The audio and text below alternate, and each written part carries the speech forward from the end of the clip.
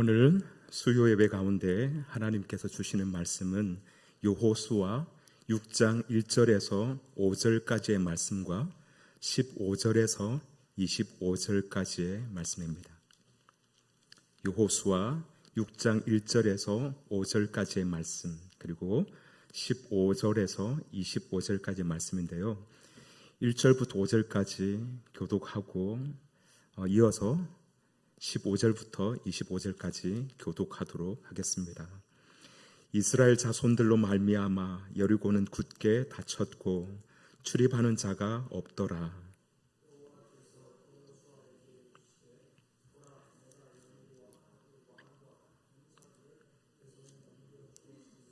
너희 모든 군사는 그 성을 둘러 성 주위를 매일 한 번씩 돌되 엿새 동안을 그리하라.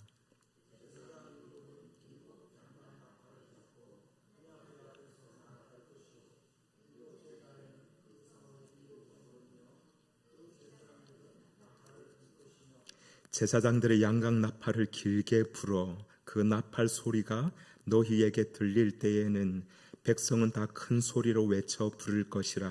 그리하면 그 성벽이 무너져 내리리니 백성은 각기 앞으로 올라갈지니라 하시매.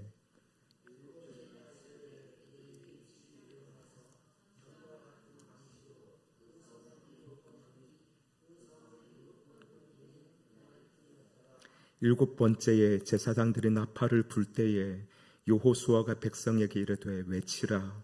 여호와께서 너희에게 이 성을 주셨느니라.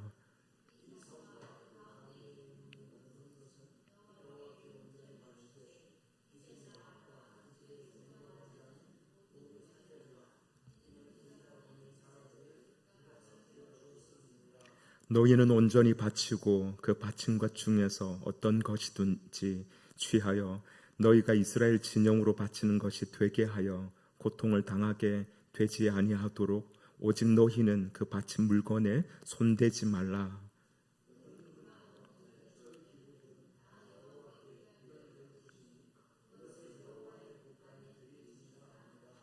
이에 백성은 외치고 제사장들은 나팔을 불매 백성이 나팔 소리를 들을 때에 크게 소리 질러 외치니 성벽이 무너져 내린지라. 백성이 각기 앞으로 나아가 그 성에 들어가서 그 성을 점령하고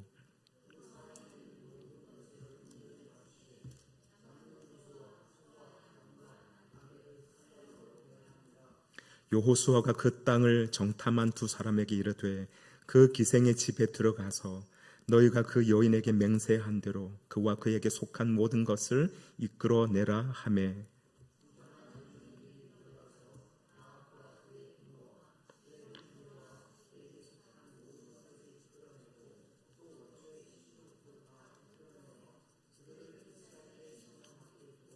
무리가 그 성과 그 가운데에 있는 모든 것을 불로 사르고 은금과 동철 기구는 여호와의 집 곳간에 두었더라.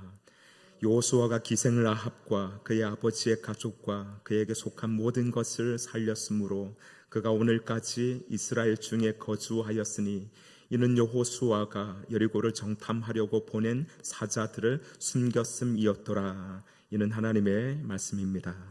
아멘. 우리 함께 샬롬으로 인사하도록 하겠습니다. 샬롬.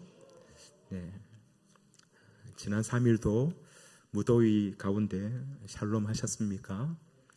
오늘 이 시간 가운데 하나님께서 샬롬의 은혜를 허락해 주셔서 남은 한 주간도 샬롬 가운데 거하게 되기를 축복합니다. 오늘 함께 살펴볼 내용은 가스펠 프로젝트 제3과 3권 사과인데요. 우리가 너무도 잘 알고 있는 여리고 성 정복 이야기입니다. 제목은 기이한 승리를 주시는 하나님, 그렇게 되어 있는데요. 어떤 내용인지 아마 다 짐작이 되실 겁니다. 그럼에도 말씀을 다시 한번 살펴보면서 오늘 우리의 믿음을 점검하고 다듬는 시간이 되었으면 좋겠습니다. 오늘 사과의 신학적 주제는 이렇게 되어 있습니다. 하나님의 명령이 아무리 기이해 보일지라도 주님은 자기 백성의 신실한 순종을 통해 승리를 거두십니다. 우리 함께 읽어보도록 하겠습니다.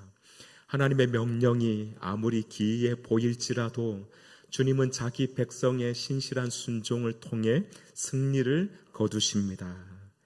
사람은 누구나 승리를 원합니다. 특히 그것이 인생의 중요한 과업과 연결되어 있다면 승리는 반드시 해야만 하는 것입니다. 학생은 시험에서, 취업을 준비하는 청년들은 취업 시장에서, 운동선수는 스포츠 대회에서, 직장인들은 일과 직장에서, 또 환자들은 질병과의 싸움에서 승리를 간절하게 원하고 있습니다. 그러기 위해서는 공부를 열심히 해야 합니다. 그것도 단순히 공부만 열심히 하면 안 됩니다. 참교육이라는 드라마를 보니까 수면 시간도 아주 중요하고요. 식단도 관리를 하더라고요. 특히 엄마의 역할이 아주 중요합니다. 엄마는 아이의 모든 것을 관리하는데 거의 매니저 수준입니다. 아빠는 필요 없는 거 아시죠? 네, 아빠는 무관심해야 한다고 합니다. 공부뿐만이 아닙니다. 승리를 위해서는 얼마나 많은 훈련과 준비와 노력이 있어야 하는지 모릅니다. 그리고 그렇게 해서 더 강해져야 합니다. 더 많은 것을 소유해야 합니다. 또 더 뛰어난 기술을 연마해야 합니다. 자신만의 탁월한 무기도 가져야만 합니다. 그런데 오늘 성경은 우리에게 전혀 다른 이야기를 들려줍니다. 본문의 이야기 속으로 들어가 보도록 하겠습니다. 첫 번째 소제목입니다. 하나님은 하나님의 적들과 싸워 승리할 것을 약속하십니다 라고 되어 있습니다. 먼저 오늘 본문 6장 1절 말씀입니다. 이스라엘 자손들로 말미암아 여리고는 굳게 닫혔고 출입하는 자가 없더라. 지금 여리고 성이 굳게 닫혔다, 그렇게 말씀하고 있습니다. 그 이유가 무엇입니까? 이스라엘 백성들로, 이스라엘 자손들로 말미암아라고 되어 있습니다. 이 말의 의미는 라합이 들려주는 얘기를 통해서 우리가 분명히 알 수 있는데요. 여호수아 2장 9절에서 11절의 말씀을 우리가 함께 보도록 하겠습니다. 함께 읽겠습니다. 말하되 여호와께서 이 땅을 너희에게 주를 내가 아노라. 우리가 너희를 심히 두려워하고 이 땅 주민들이 다 너희 앞에서 간담이 녹나니 이는 너희가 애굽에서 나올 때에 여호와께서 너희 앞에서 홍해물을 마르게 하신 일과 너희가 요단 저편에 있는 아모리 사람의 두 왕 시혼과 옥에게 행한 일, 곧 그들을 전멸시킨 일을 우리가 들었음이니라. 우리가 듣자 곧 마음이 녹았고 너희로 말미암아 사람이 정신을 잃었나니 너희의 하나님 여호와는 위로는 하늘에서도 아래로는 땅에서도 하나님이시니라. 이 말은 라합이 이스라엘 정탐꾼들을 숨겨줄 때의 한 말입니다. 지금 여리고 사람들은 이스라엘 백성들을 심히 두려워하고 있다는 것입니다. 어느 정도입니까? 간담이 녹았다라고 말씀합니다. 이는 공포에 사로잡혀서 아무것도 할 수 없는 상태, 즉 무기력한 상태가 되었음을 말하는 것입니다. 패닉 상태인 것이죠. 이유는 이것입니다. 너희가 애굽에서 나올 때에 하나님께서 홍해를 가르게 하신 것을 들었다 하는 것입니다. 또 광야길로 올라올 때에 아모리 족속의 두 왕 시혼과 옥의 나라를 전멸시킨 것을 들었다는 것입니다. 어디 이뿐이겠습니까? 지난 40년 동안 이스라엘 백성들이 광야에 있을 때 하나님께서 행하신 수많은 이적과 기사에 관해서도 다 들었을 것입니다.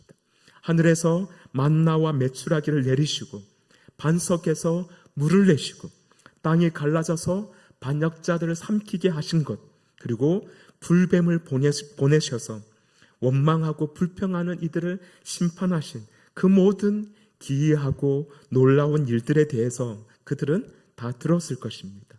그러자 어떻게 되었다고 말합니까? 우리는 마음이 다 녹았고 너희로 말미암아 정신을 잃었다 라고 말씀합니다. 지금 여리고 성이 굳게 닫혀서 들어가는 자도 나가는 자도 없는 이유는 바로 이 때문입니다. 이스라엘 백성들로 인해서 공포와 두려움 때문에 성문을 봉쇄하게 된 것입니다. 여기에는 또 한 가지 이유가 있습니다. 당시 여리고 성은 성벽이 아주 두텁고 높았습니다. 내벽과 외벽이 있는데 내벽은 약 3.5m 정도, 그리고 외벽은 1.8m 정도 되었다고 합니다. 높이는 9m가량 되었는데 오늘 교재에서는 역사가 요세푸스의 말을 인용하면서 마차 2대가 나란히 지나갈 수 있을 정도로 성벽이 넓었다고 그렇게 말하고 있습니다. 고고학 발굴에 의하면 그 둘레가 600m에서 1km 정도 되었다고 하니까 그렇게 큰 성은 아닌 것 같습니다. 하지만 동서를 가로지르는 도로가 있어서 전략적으로 요충지였습니다. 그리고 지형상 난공불락의 성이었다고 그렇게 보고 있습니다. 때문에 여리고 성 사람들 입장에서는 어떻겠습니까? 성문만 굳게 닫고 있어도 쉽게 전쟁에서 패하지 않을 수 있다, 그렇게 생각할 수 있겠죠. 그래서 문을 봉쇄하고 있는 것입니다. 하지만 이것은 그들의 생각일 뿐입니다. 하나님은 이렇게 말씀하십니다. 2절 말씀입니다. 여호와께서 여호수아에게 이르시되 보라, 내가 여리고와 그 왕과 용사들을 내 손에 넘겨 주었으니, 여기 보면 내 손에 넘겨 주었으니 라고 말씀하고 있는데요, 이 말이 중요합니다. 문법적으로 보면 완료형으로 되어 있습니다. 무슨 말입니까? 이 전쟁은 이미 끝이 났다는 것입니다. 여리고 성의 지배권이 이스라엘에게 이미 넘어갔다는 그런 표현입니다. 이는 이스라엘 백성들의 승리가 확실하다는 것을 우리에게 말씀하고 있는 것이죠. 그런데 여리고 성을 공략하는 방법이 참 이상합니다.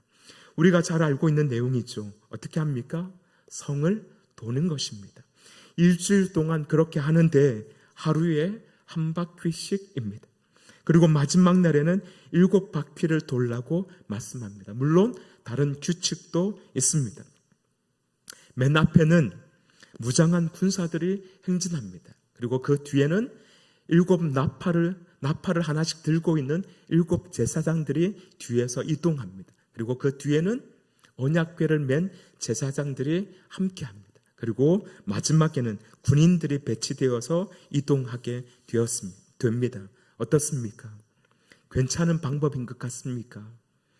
여리고 성과 얼마의 거리를 두고 행진하는지는 알 수 없지만 우선 우리 눈에 들어오는 그림은 오히려 여리고 성으로부터 공격을 받기 좋은 대형인 것처럼 보입니다. 상당히 위험해 보이기도 하고 우스꽝스럽기도 한 그런 행동인 것 같습니다. 아마 이스라엘 백성들도 어리둥절했을 것입니다. 그동안 하나님의 이상한 행동을 많이 보았음에도 불구하고 어쩌면 이건 아니다라고 생각했을런지도 모르겠습니다. 그런데 여러분, 우리가 기억할 것이 있습니다. 앞서도 말씀드렸듯이 이 전쟁은 이미 끝난 전쟁이라는 것입니다. 왜 그렇습니까? 하나님께서 승리를 약속하신 전쟁이기 때문입니다.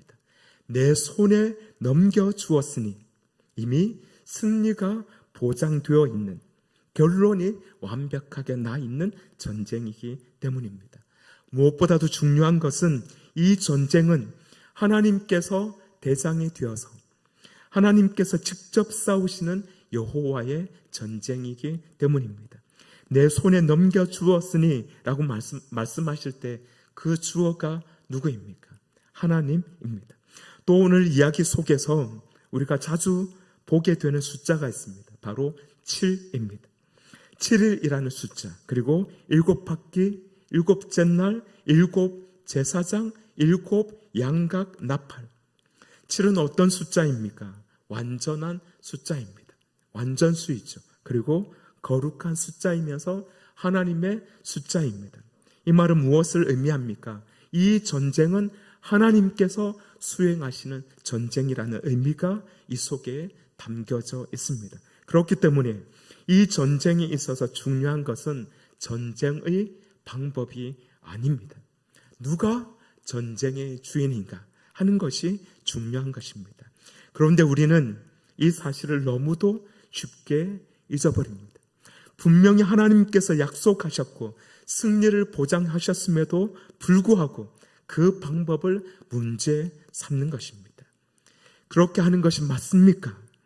그렇게 해서 이길 수 있겠습니까? 사람들이 비웃겠습니다. 라고 말이죠. 하지만 성경은 분명히 우리에게 말씀합니다. 고린도전서 1장 27절 말씀입니다. 그러나 하나님께서 세상에 미련한 것들을 택하사 지혜 있는 것들을 부끄럽게 하려 하시고 세상에 약한 것들을 택하사 강한 것들을 부끄럽게 하려 하시며, 겉보기에는 미련해 보이는 방법이지만 하나님은 그것을 통해서 세상의 강한 여리고성을 무너뜨리는 것입니다. 우스꽝스럽고 기이하기도 한 방법이지만 싸우시는 분이 하나님이시기 때문에 우리는 분명히 승리할 수 있는 것입니다. 그렇습니다. 하나님의 방법은 납득하기 어려울 수 있습니다. 하지만 시편 시인은 이렇게 고백합니다. 시편 92편 5절과 6절 말씀입니다. 여호와여, 주께서 행하신 일이 어찌 그리 크신지요. 주의 생각이 매우 깊으시니이다. 어리석은 자도 알지 못하며 무지한 자도 이를 깨닫지 못하나이다. 이사야 55장 8절과 9절은 이렇게 말씀합니다. 이는 내 생각이 너희의 생각과 다르며 내 길은 너희의 길과 다름이니라. 여호와의 말씀이니라. 이는 하늘이 땅보다 높음 같이 내 길은 너희의 길보다 높으며 내 생각은 너희의 생각보다 높음이니라. 사도 바울은 로마서 11장 33절에서 이렇게 말씀합니다. 깊도다 하나님의 지혜와 지식의 풍성하며 그의 판단은 헤아리지 못할 것이며 그의 길은 찾지 못할 것이로다. 아멘. 그렇습니다. 하나님의 생각은 사람의 생각과 다릅니다. 하나님의 생각은 사람보다 아주 깊습니다. 얼마나 깊은지 우리가 다 헤아릴 수 없습니다. 그 하나님께서 오늘 우리에게 말씀하십니다. 내가 내 손에 넘겨 주었다. 사랑하는 여러분, 이 약속의 말씀을 기억하고 오늘 우리가 당면하고 있는 여리고성 앞에서 두려워하지 않기를 바랍니다. 하나님의 방법이 이해하기 어렵고 대책이 없어 보이고 기이해 보일지라도 하나님의 말씀을 신뢰하며 하나님의 여정을 걷게 되기를 바랍니다. 하나님 믿으시죠? 그러면 하나님의 방법도 믿어야 하지 않겠습니까? 오늘도 내일도 약속하신 것은 반드시 이루시는 그 하나님을 경험하며 믿음으로 살아가게 되기를 바랍니다. 두 번째 소제목입니다. 하나님의 백성은 하나님의 적들에 대한 승리를 위해 준비하고 순종합니다. 라고 말씀합니다. 함께 읽겠습니다. 하나님의 백성은 하나님의 적들에 대한 승리를 위해 준비하고 순종합니다. 첫 번째 단락에서는 하나님께서 이미 승리를 약속하셨다는 것을 말씀드렸습니다. 자, 그렇다면 이제 이스라엘 백성들이 해야 할 일은 무엇이겠습니까? 다름 아닌 순종입니다. 그런데 문제는 순종하기가 쉽지 않다는 것입니다. 우선은 앞서도 말씀드렸듯이 하나님께서 제시하신 방법이 기이하다는 데 있습니다.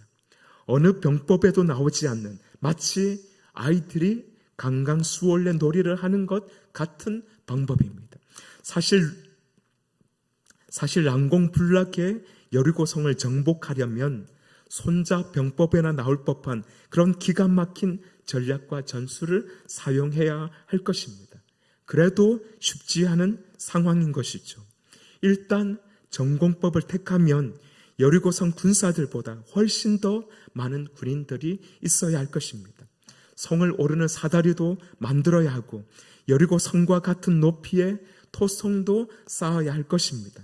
그 외에도 상당히 고도화된 무기들이 있어야만 정당하게 정상적으로 싸울 수가 있는 것입니다. 그런데 하나님의 방법은 무기 하나 사용하지 않는 것입니다. 물론 무기를 든 군사들이 함께 동행하긴 하지만 그것은 전시용에 불과합니다. 사용하지 않습니다. 참고로 하나 말씀드리면 문명으로 볼 때, 문명사적으로 볼 때 이스라엘 나라는, 이스라엘 백성들은 청동기 문명에 속합니다. 그런데 가나안 땅, 여리고 성이 중심이 된 가나안 백성들은 철기 문명에 속합니다. 상대가 안 되는 것이죠. 그래서 하나님의 방법은 우리가 볼 때 너무도 미약해 보입니다. 너무도 허술해 보입니다. 누가 봐도 실패가 뻔히 보이는 그런 방법이 아니겠습니까? 또 한 가지, 이스라엘 백성들이 하나님의 말씀에 순종하기 쉽지 않은 상황이 있습니다. 하나님의 말씀대로 순종함에도 아무 일이 일어나고 있지 않기 때문입니다. 우리 한번 생각해 봅시다. 하나님의 말씀대로 이스라엘 백성들은 대열을 갖추어서 성을 돌았습니다. 첫째 날 성을 한 바퀴 돕니다. 하나님께서 말씀하신 대로 무기를 든 군사들이 맨 앞에 섭니다. 그 뒤에 양각 나팔을 든 제사장들이 나팔을 불면서 함께 이동합니다. 바로 그 뒤에는 언약궤를 메고 있습니다. 언약궤를 메고 있다는 것은 하나님께서 그 가운데 임재해 계신다는 뜻이죠. 그리고 그 뒤에는 남은 군사들이 함께 호위하면서 이동을 합니다. 그런데 아무 일도 일어나지 않는 것입니다. 둘째 날도 마찬가지였습니다. 성에는 금 하나 가지 않았습니다. 돌멩이 하나 떨어지지 않았습니다. 작은 풀이라도 하나 넘어지면 좋겠는데 그렇게 되면 하나님께서 드디어 역사하셨어라고 생각할 수도 있을 것 같은데 여리고 성이 무너질 것 같은 전조 증상은 하나도 일어나지 않았습니다. 오히려 평온해 보이기까지 합니다. 셋째 날도, 넷째 날도, 다섯째 날도 그렇게 일곱째 날까지 그런 상황이 그대로 이어졌습니다. 아마 사람들은 이 날이 거듭될수록 조바심이 났을 것입니다. 마음의 의문을 품은 사람들도 있었을 것입니다. 이게 정말 맞는 방법일까? 하나님께서 정말 일하고 계신 것은 맞는 것일까? 이러다가 되려 공격을 받으면 어떡하지 하는 생각도 들었을 것입니다. 그런데 오늘 성경은 그 과정을 아주 담백하게 묘사하면서 얘기합니다. 마치 아무 불평도, 아무 불만도, 아무 원망도 없었던 것처럼 말이죠. 하지만 여기에는 아주 중요한 비밀이 하나 담겨 있습니다. 10절 말씀을 한번 보실까요? 이렇게 말씀합니다. 여호수아가 백성에게 명령하여 이르되 너희는 외치지 말며 너희 음성을 들리게 하지 말며 너희 입에서 아무 말도 내지 말라. 그리하다가 내가 너희에게 명령하여 외치라 하는 날에 외칠지니라 하고, 여기 보면 하지 말라고 하는 말이 세 번 등장합니다. 외치지 말고, 이 말은 큰 소리를 내지 말라는 것입니다. 음성을 들리게 하지 말며, 이 말은 옆에 있는 사람들이 들릴 정도의 그런 말을 하지 말라는 것입니다. 그리고 세 번째 말라, 이 말은 아예 말조차도, 입 밖에 말을 내는 것조차도 하지 말라, 그렇게 말하고 있습니다. 입을 꾹 다물라는 것이죠. 왜 그렇습니까? 단순히 조용히 하라는 것일까요? 아니면 침묵 훈련을 하라는 것일까요? 아니면 무건 수행을 하라는 것일까요? 그런 것이 아닙니다. 하나님께서 이렇게 말씀하신 이유는 이스라엘 백성들의 그 성정을 알고 있기 때문입니다. 광야 40년 동안 이스라엘 백성들을 보여주었던 그 모습을 우리가 기억하고 있지 않습니까? 이스라엘 백성들은 그때마다 일마다 문제가 있을 때마다 하나님께 불평했습니다. 원망했습니다. 모세 탓을 하고 하나님 탓을 했습니다. 물이 없다고, 배가 고프다고, 모세가 산에서 내려오지 않는다고, 가나안 사람들이 키가 크다고, 그럴 때마다 그들은 애굽으로 돌아가겠다고 소리치면서 울고 불며 그렇게 분노했습니다. 하나님은 이러한 이스라엘 백성들의 모습을 너무도 잘 알고 있었기 때문에 그러지 못하도록 이미 미리 차단을 하신 것입니다. 온전히 순종할 수 있도록 말이죠. 그렇게 해서 이스라엘 백성들은 속으로는 어땠는지 모르지만 혹시 의심하고 걱정했을지라도 입으로는 쏟아내놓지 않았던 것이죠. 그리고 묵묵히 하나님의 방법에 순종하게 됩니다. 이것은 일곱째 날은 7바퀴를 돌죠.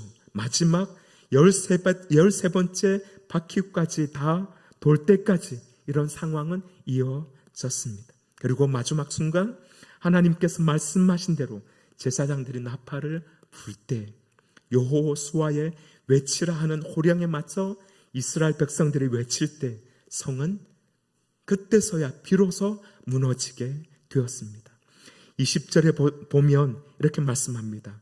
이에 백성은 외치고 제사장들은 나팔을 불매 백성이 나팔 소리를 들을 때에 크게 소리질러 외치니 성벽이 무너져 내린지라. 백성이 각기 앞으로 나아가 그 성에 들어가 그 성을 점령하고, 여기 보면 성벽이 무너져 내린지라라고 되어 있는데요, 원어의 의미는 성의 기초석까지 완벽하게 무너졌음을 의미합니다. 이렇게 해서 하나님은 이스라엘 백성들로 하여금 여리고 성을 정복하게 하시죠. 여기서 우리가 중요하게 생각해 볼 것이 있습니다.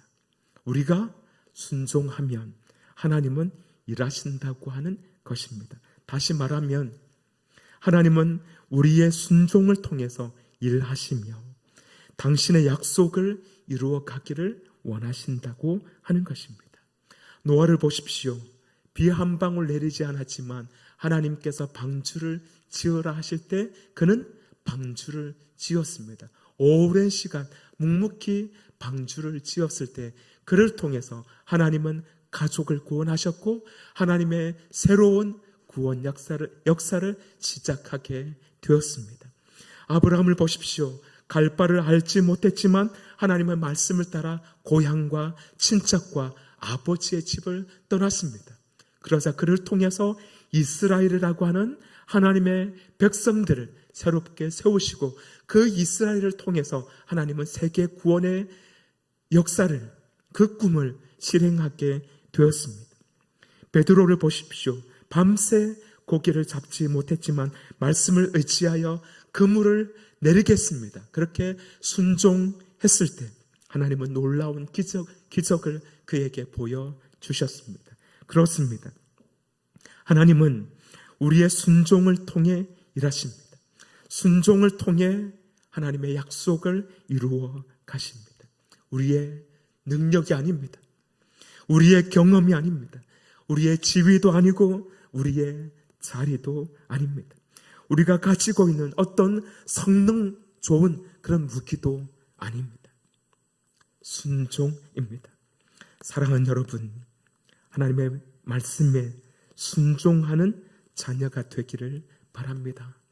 하나님의 방법이 이해되지 않아도 내가 생각하는 것과 전혀 다른 길이라 할지라도 또 결과가 눈에 보이지 않는다 할지라도 순종할 수 있게 되기를 바랍니다. 온전히 온 마음으로 100% 순종하면 좋겠지만 우리가 거기까지 가지 못한다 할지라도 이 이스라엘 백성들처럼 때로는 마음에 의심이 되기도 하고 때로는 마음이 답답하고 힘들지만 그럴 때라도 꾸역꾸역 그렇게라도 하나님의 말씀과 하나님의 방법에 순종할 수 있는 우리의 믿음이 되기를 주님의 이름으로 축복합니다. 그렇게 할 때 하나님께서 우리에게 일을 하실 것입니다. 생명이 낳는 것처럼 순종이 또 다른 순종을 낳게 될 것입니다. 그렇게 해서 여리고성을 무너뜨린 하나님의 역사가 우리의 삶 가운데서도, 우리의 삶의 여정 가운데서도 일어나게 될 줄을 믿습니다. 할렐루야.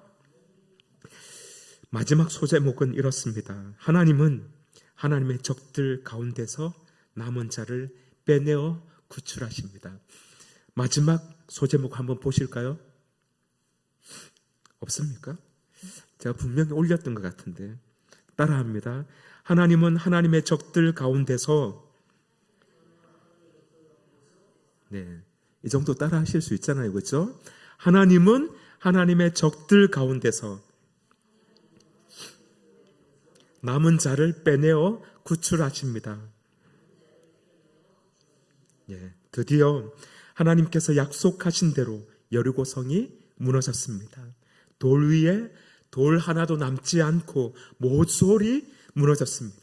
그 무너짐은 한순간이었고 철저했습니다.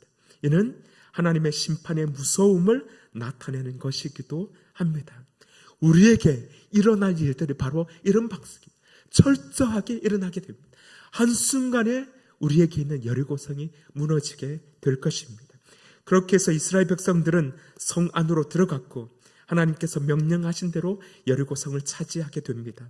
남녀노소 할 것 없이 모두 죽입니다. 심지어는 소와 양과 나귀들, 그러니까 모든 생명 있는 것들을 다 죽입니다. 그리고 다 불태워 버립니다. 모조리 다 그렇게 심판하는 것이죠. 사실 이 본문이 참 어렵습니다. 온전히 바친다고 하는 말이 여러 번 반복되고 있는데 히브리어로 하면 헤렘이라고 하는 단어입니다. 이 단어에서 나온 것이 헤렘법이라는 것입니다. 지금도 신학적인 용어로 사용되고 있습니다. 헤렘법입니다. 이게 전멸법이라는 것인데요. 모든 생명을 다 태워서 하나님께 바치는 것입니다. 그래서 참 신학적으로 어려운 문제입니다. 하나님의 성품과 너무도 맞지 않는 듯한 그런 내용이기 때문입니다. 그래서 신학자들 사이에서도 논쟁이 분분한, 아직까지도 해소되지 않은 그런 문제입니다. 여기서는 우리가 다룰 문제가 아니기 때문에 그냥 넘어가고요. 어쨌든 그런데 이런 심판 가운데서도 하나님은 자비를 잊지 않으셨다는 것입니다. 그 주인공이 바로 라합입니다. 사실 라합은 여리고 사람이죠. 이스라엘 백성이 아닙니다. 언약 백성도 아닙니다. 특히 그녀에게 항상 따라붙는 수식어가 있죠. 바로 기생입니다. 여호수아서뿐만이 아닙니다. 야고보서에서도 히브리서에서도 그녀의 이름 앞에는 기생이라는 단어가 붙습니다. 그래서 그녀의 정체성은 기생입니다. 성경에는 두 종류의 기생이 있습니다. 하나는 케데샤라고 하는 기생이고 또 하나는 레자라고 하는 제나라고 하는 기생입니다. 제나, 케데샤. 케데샤는 공식적으로 인정받는 그런 기생입니다. 말하자면 성전에서 그 다산을 상징하는 그런 의식을 할 때 공식적으로 그렇게 인정받는 그런 창녀입니다. 그런데 제나는 그런 게 아닙니다. 그냥 동네 마을에 있는 그런 기생인 것입니다. 그런 사람들은 사회적으로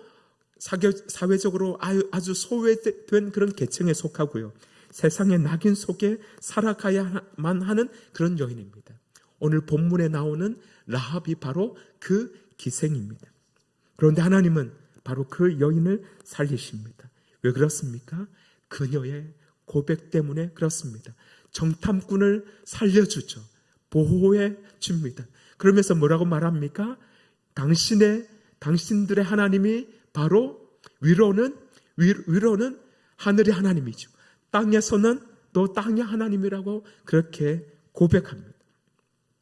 그리고 그가 들었던 모든 하나님에 대한 이야기들을 듣고 자신의 하나님으로 받아들이게 되죠.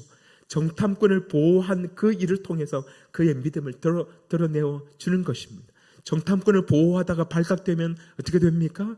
자신의 목숨이 위험하죠. 마치 히브리 산파처럼 그들이 아이가 태어날 때 죽이라고 했던 바로의 명령을 어기고 살려두었던 그런 히브리 산파와 같은 그런 믿음을 가지고 있는 것입니다. 그 믿음을 통해서 이 여인도 구원받게 되는 것입니다. 이것이 바로 하나님의 은혜입니다.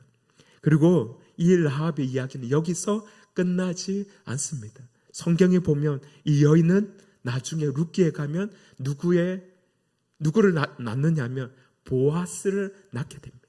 그 보아스를 통해서 오벳이 태어나고 오벳을 통해서 이새가 태어나고 이새를 통해서 다윗이 태어납니다. 그리고 그 다윗의 후손인 예수 그리스도가 태어나게 되는데 이로써 그렇게 구원의 그 가문의 할머니가 되는 것이죠. 이것이 바로 하나님의 은혜입니다. 라합은 여리고 사람이었고 하나님의 백성이 아니었습니다. 죄와 수치의 삶을 살아가던 여인이었습니다. 그러나 하나님을 믿고 하나님 편에 서기로 결단했을 때 하나님은 그녀를 통해서 그녀를 심판에서 건져내어 주셨고 하나님의 백성이 되게 하셨으며 예수 그리스도의 족보에까지 이름을 올리게 한 것입니다. 여리고 성 이야기는 단순히 한 성을 정복한 이야기가 아니죠. 하나님은 이렇게 약속하신 승리를 반드시 이루시는 분임을 우리에게 보여주고 있습니다. 그리고 순종하는 백성을 통해서 일하심을 말씀하고 있습니다. 뿐만 아니라 심판 가운데서도 믿음으로 나아갈 때 하나님은 구원하시며 끝까지 지켜 보호해 주심을 우리에게 말씀해 주고 있습니다. 그러므로 여러분, 하나님께서 주시는 약속을 믿게 되기를 바랍니다. 하나님의 방법이 이해되지 않아도 끝까지 순종하는 그런 삶이 되기를 바랍니다. 그리고 무엇보다 라합처럼 하나님 앞에 서는 믿음으로 살아가게 되기를 바랍니다. 그리하여 하나님께서 오늘도 우리의 삶 가운데 주시는 그 승리를 맛보며 살아가는 우리의 삶이 되기를 주님의 이름으로 축복합니다. 기도하겠습니다. 여리고 성을 무너뜨리신 하나님, 라합을 구원하셨던 하나님을 찬양합니다. 오늘도 하나님의 약속은 변하지 않습니다. 순종하는 이들을 통해서 일하시며 믿음으로 나아오는 자들을 통해서 일하시며 구원하시는 하나님을 믿습니다. 그 하나님의 말씀을 신뢰하며 믿음으로 나아가는 우리의 삶이 되도록 인도하여 주옵소서. 예수님의 이름으로 기도드립니다. 아멘.